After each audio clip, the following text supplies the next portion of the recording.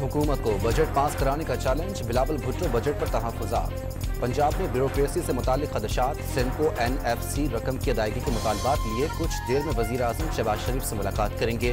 दोनों पार्टियों में तहफ़्फ़ुज़ात दूर होने का इम्कान। स्पीकर अयाज सादिक की ज़ेर सदारत कौमी असम्बली का इजलास। अपोजिशन लीडर उमर अयूब ने बजट को अवाम दुश्मन और विफाकी हुकूमत को फॉर्म 47 की पैदावार करार दे दिया।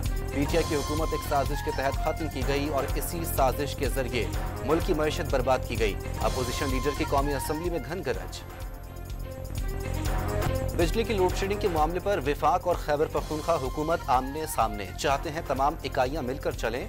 ग्रिड स्टेशन जाकर 4 बटन ऑन करना कल्चर बन गया। वजीर इत्तलात अता तारड़ की न्यूज़ कॉन्फ्रेंस। आज़मा बुखारी ने ग्रिड स्टेशन में स्विच ऑन करने को धरना पार्ट 2 करार दे दिया। खैबर पख्तूनख्वा में बिजली लोड शेडिंग के खिलाफ मुजाहिरों में वापडा का नाम इस्तेमाल न किया जाए। KP में बिजली मामलात की जिम्मेदार टेस्को और पेस्को है, वापडा का एलामिया।